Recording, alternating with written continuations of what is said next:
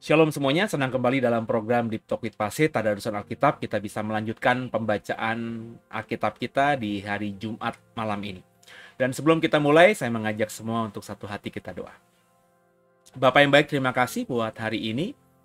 Atas kemurahan-Mu kami boleh kembali bisa ada di program ini untuk merenungkan, membaca, dan mendapatkan rema yang dari Roh Kudus terhadap ayat-ayat yang kami baca. Maka berikan kami kebenaran-Mu, buat kami semakin mengerti, paham tentang kebenaran, dan juga akhirnya paham tentang diri-Mu.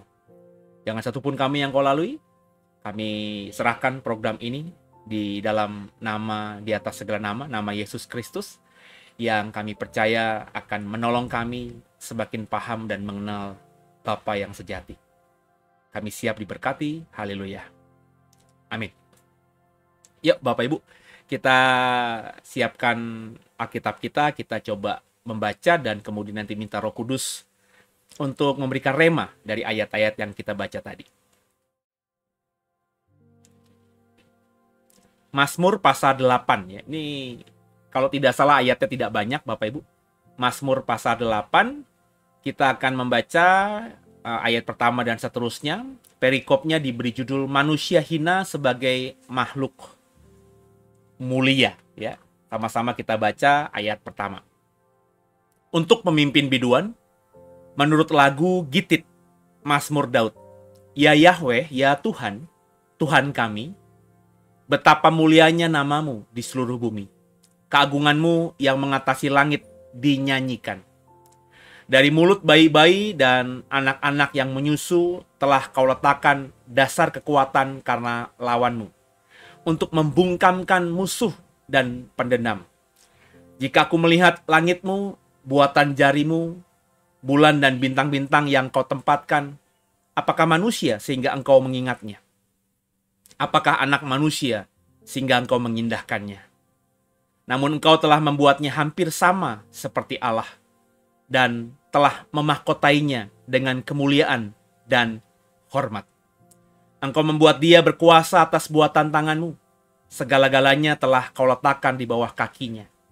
Kambing domba dan lembu sapi sekalipun, juga binatang-binatang di padang, burung-burung di udara, dan ikan-ikan di laut, dan apa yang melintasi arus lautan.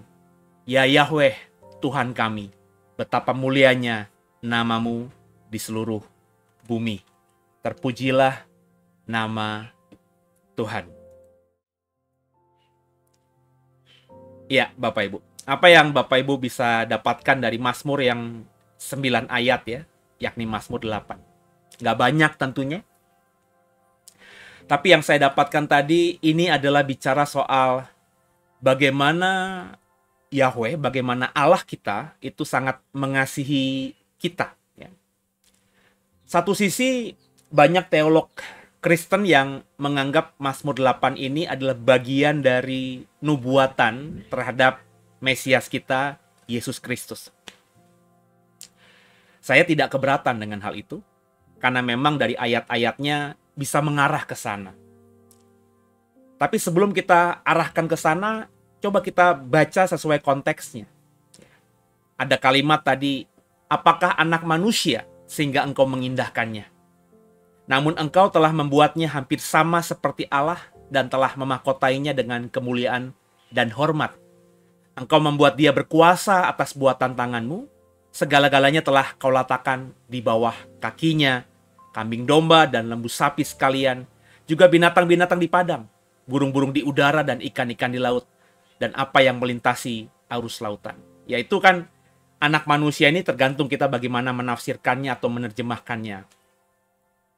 Kalau kita langsung menafsirkannya sebagai Yesus, karena memang dalam banyak hal Yesus mengekspresikan dirinya sebagai anak manusia. Nah, kalau konteks anak manusia dalam perjanjian lama ini tentu berhubungan dengan mesianik atau nubuatan mesianik. Seperti yang didapatkan kalau kita membaca Daniel pasal 7. Bahwa seseorang yang seperti rupanya seperti anak manusia itu menghampiri dia yang duduk di tahta, Yehova. Dan Yehova memberikan kuasanya. Ya. Jadi Yesus dihubungkan dengan Daniel 7 itu adalah anak manusia. Tapi kalau kita melihat terminologi anak manusia sendiri kan bisa berarti kita ya. Dalam hal ini mungkin nenek moyang kita Adam. Dan kalau kita baca tadi, ayat-ayat yang barusan saya baca ulang lagi tadi, Adam kan memang diberikan kuasa atas semua yang diciptakan Allah. Ya. Bahkan Adam itu diberikan kemuliaan. Ya. Makanya kalau kalimatnya, engkau telah membuatnya hampir sama seperti Allah, itu memang benar. Adam itu dalam Kejadian pasal 1 diciptakan menurut Selem dan Demutnya Allah. Selem dan Demut ini diterjemahkan menjadi gambar dan rupa Allah oleh terjemahan Indonesia. Ini bukan berarti Adam itu mukanya sama dengan, mirip dengan Allah, karena Allah kan roh, tidak bermuka, tidak memiliki muka.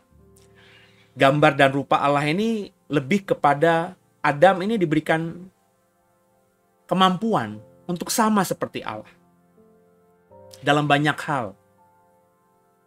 Menguasai, ya, memimpin, mengarahkan, menciptakan. Dan ini dimiliki oleh manusia.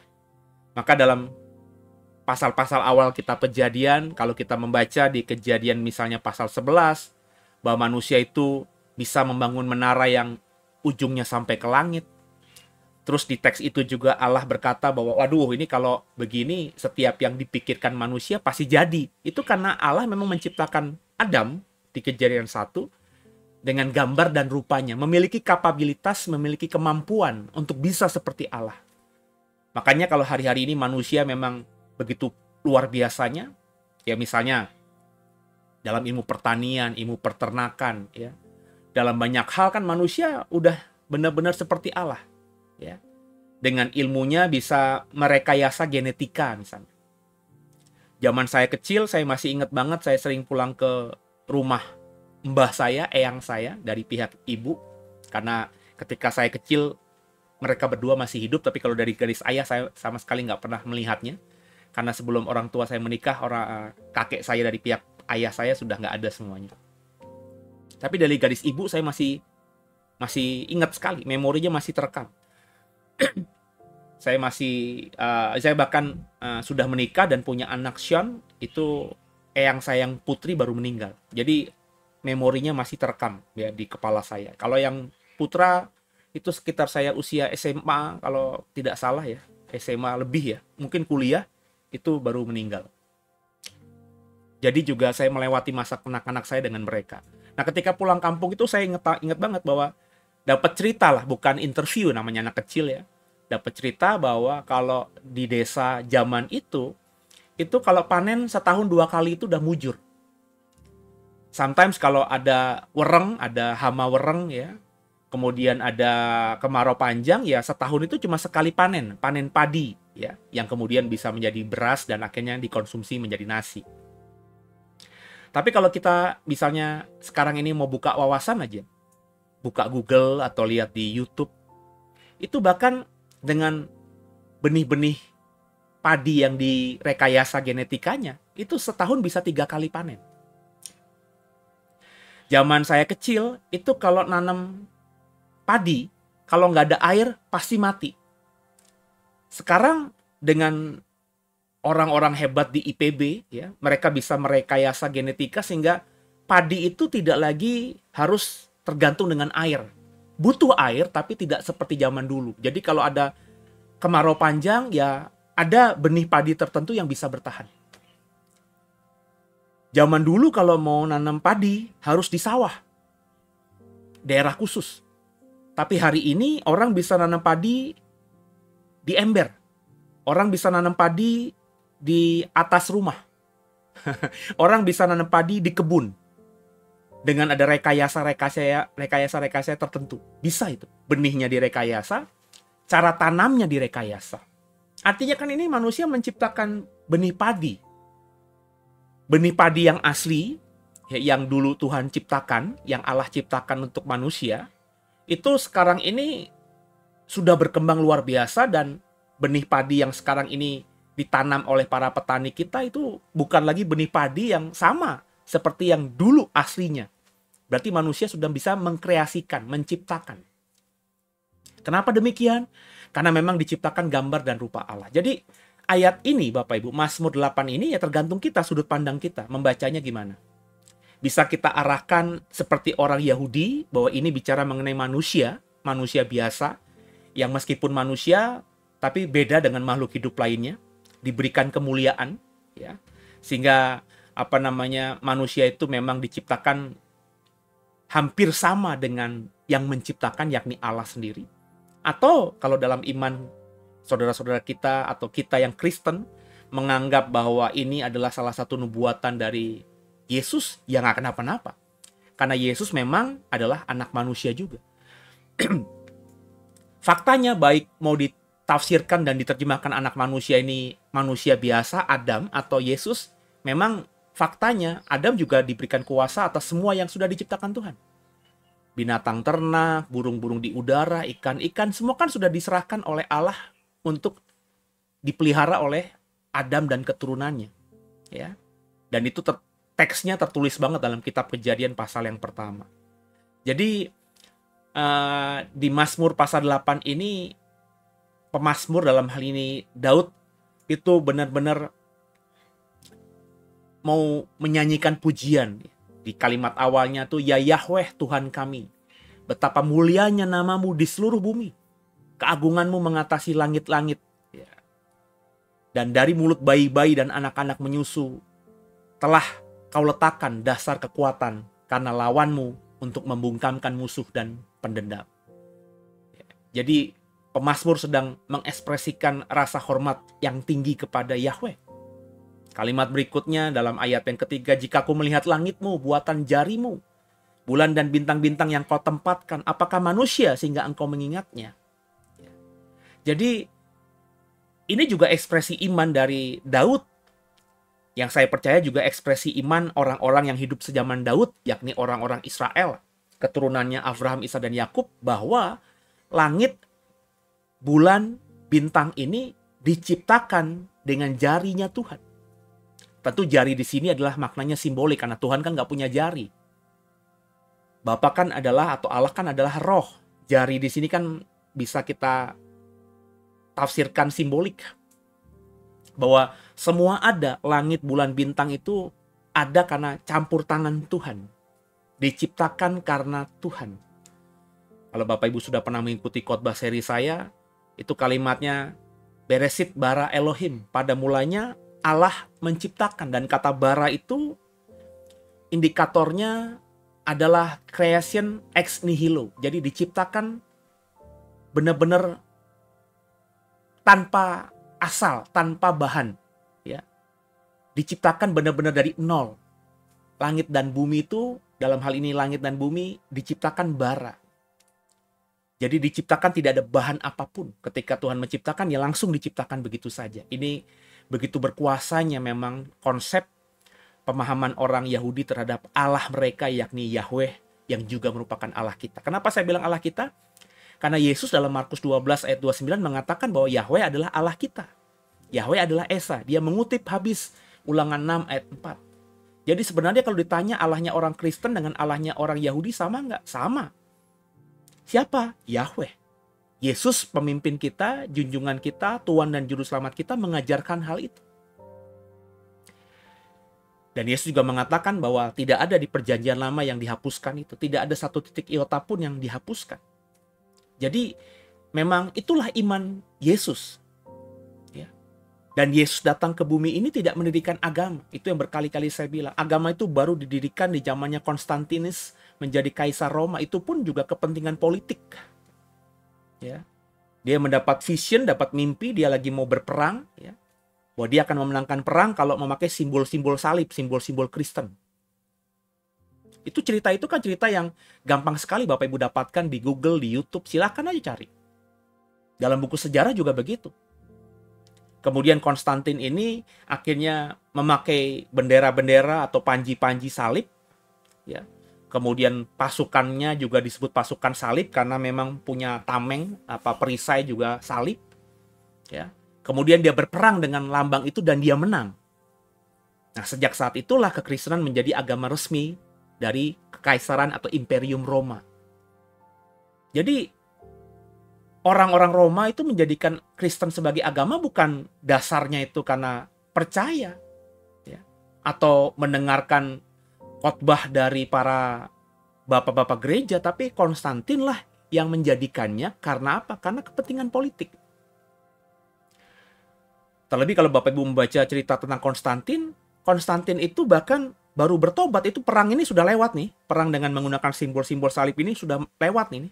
Konstantin sudah memakai simbol-simbol salib dan sudah menjadikan Kristen sebagai agama kekaisaran Roma, tapi dia baru bertobat, baru dibaptis dalam hal ini beberapa saat sebelum dia mati. Jauh setelah dia jadikan Kristen sebagai agama.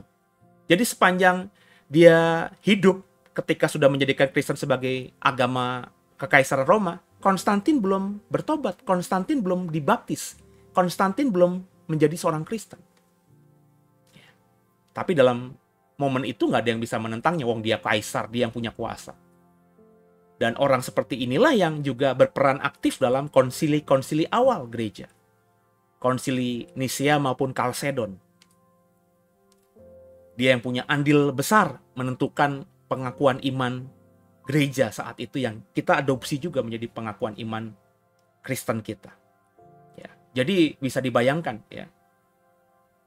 Yang saya mau katakan Bapak Ibu bahwa orang-orang Israel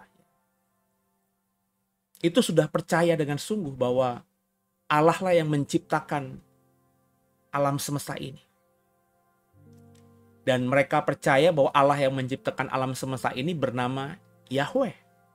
Ya, nanti hari Minggu pagi jam 11 saya akan kembali mendalami dan berbagi kepada saudara tentang Allah yang sejati. Dan saya akan mengupas apakah Allah itu Allah Israel, Allah Alkitab, yakni Yahweh itu sama dengan Allah-Allah lain. Ya. Seringkali juga kita nggak mau baca misalnya tentang epik Gilgamesh atau misalnya Enuma Elis, yakni mitologi dari Sumeria, sebuah kebudayaan yang konon katanya itu sudah ada sejak 4000 tahun sebelum Masehi. Ya. Berarti jauh lebih tua daripada Musa, jauh lebih tua daripada Abraham, bapak orang beriman. Di mana dari budaya Sumeria itu muncullah beberapa epik, beberapa cerita ya, tentang penciptaan, tentang air bah gitu ya. Yang ceritanya mirip dengan Alkitab.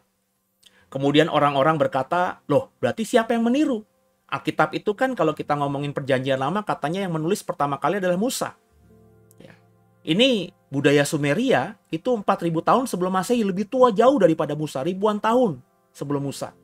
Mereka sudah mengatakan, sudah punya cerita tentang penciptaan langit dan bumi juga air bah, versi mereka. Maka banyak orang jadi gentar, ciut iman Kristennya, karena dengan logika itu mengatakan bahwa berarti Kristen, Alkitab kita yang mencontek budaya Sumeria. Apakah begitu Bapak Ibu? Ya, minggu besok ikuti. Ya, saya akan mengupas ini dan saya sebagai orang yang konsisten kalau mengajar itu hanya dari Alkitab, ya saya akan membagikan teks-teks Alkitab, ayat-ayat Alkitab yang bicara tentang siapakah Yahweh sebenarnya. Bagaimana Yahweh di hadapan Allah-Allah lain. Apakah Yahweh dan juga budaya dan agama Yahudi atau Yudaism atau Ibrani itu mencontek budaya-budaya lainnya. Sebab kita tahu ya sebelum air bah kan semua budaya satu. Maafkan saya, sebelum Menara Babel ya, semua itu satu bahasa, satu budaya, satu suku, ya, satu bangsa. Tapi setelah Menara Babel baru terpecah-pecah karena bahasanya berbeda-beda. Nah, bahasa aslinya itu apa? Bahasa yang dipakai oleh orang-orang sebelum Menara Babel terjadi itu bahasa apa? Saya bisa nanti bagikan apa yang saya temukan di Alkitab kita. Dan saya yakin akan jadi berkat buat saudara sehingga saudara tidak gentar gitu. Ya. Saya cerita soal Nuh itu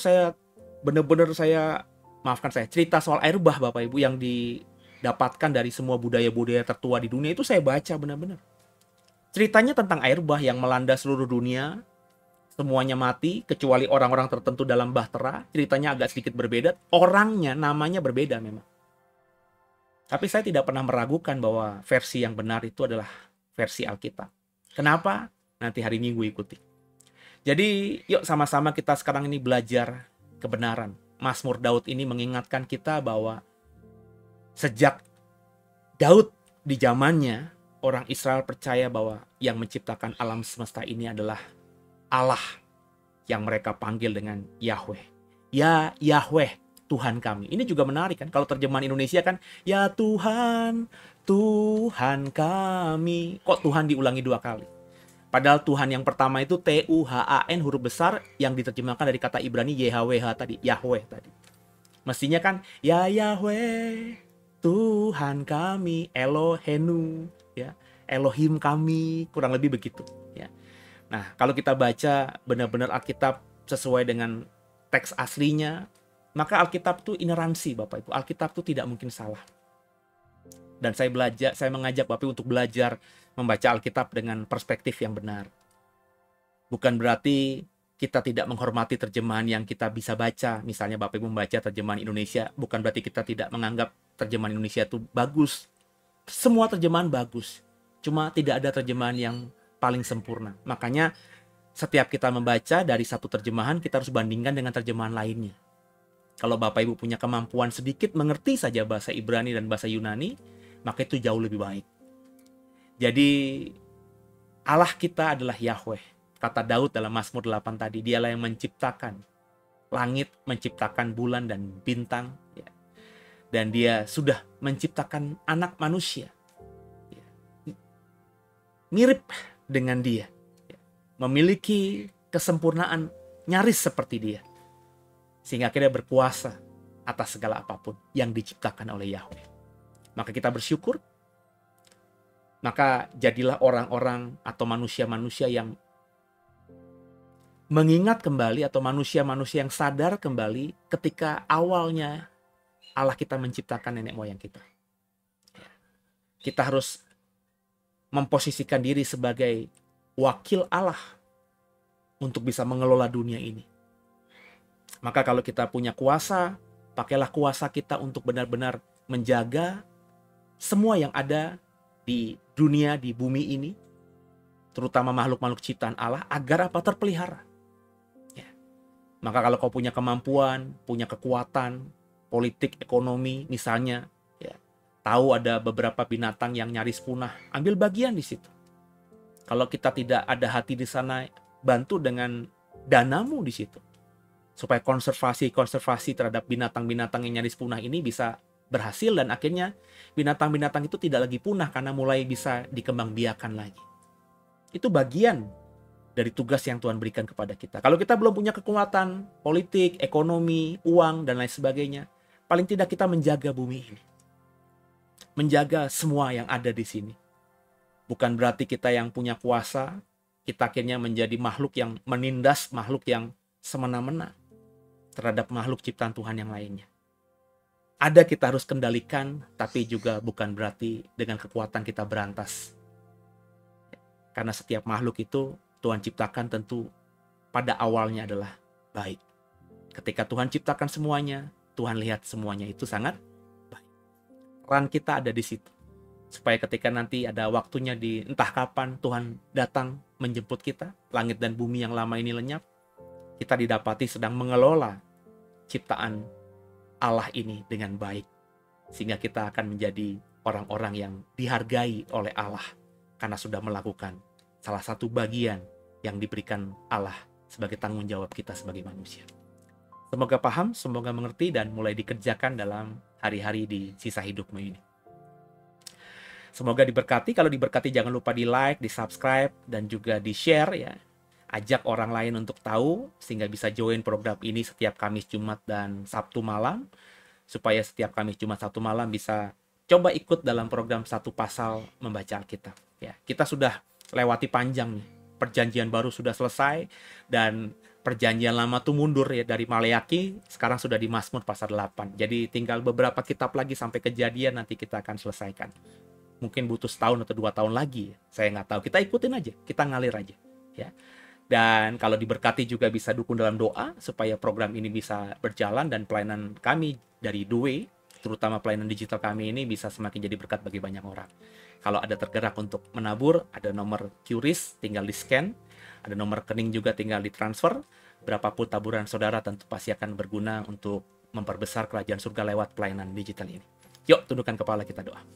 Bapak yang baik, terima kasih kami diingatkan untuk menjadi manusia-manusia yang sadar bahwa ketika kami diciptakan, kami itu diciptakan luar biasa spesial. Bahwa kami diciptakan nyaris serupa seperti Allah. Diberi kuasa untuk menguasai apapun yang Allah ciptakan. Maka kami mau belajar untuk mengambil peran itu. Kalau di masa lalu kami agak bias dan kami mengabaikan, ampuni kami. Kembali kami diingatkan untuk menjadi orang yang paling tidak bertanggung jawab atas segala makhluk ciptaan yang Tuhan pernah ciptakan. Di Kejadian pasal 1, terutama makhluk-makhluk yang sekarang ini masih ada bersama dengan kami hidup di 2024. Entah dalam kota, entah di hutan, bahkan di tempat-tempat yang tidak bisa kami jangkau. Kami mau belajar untuk menghormati, menghargai segala ciptaan Yahweh. Maka berikan kami kemampuan agar dengan kapasitas kami yang kami punya, kami bisa ambil bagian menjadi pengelola bumi dan isinya ini seperti yang Tuhan kehendaki. Ampuni salah dosa kami. Yesus Kristus kaulah Tuhan Juru Selamat kami yang hidup, dan hanya ke dalam tangan-Mu lah kami serahkan tubuh, jiwa, dan roh kami. Terpujilah nama-Mu, kekal sampai selama-lamanya. Haleluya. Amin. Oke, demikian di Jumat ini. Tidak panjang, tidak lebar, ya, karena memang ayatnya pendek sekali. Semoga jadi berkat dan terus semangat. God bless you. Sampai jumpa di tadarusan Sabtu malam besok. Sampai jumpa.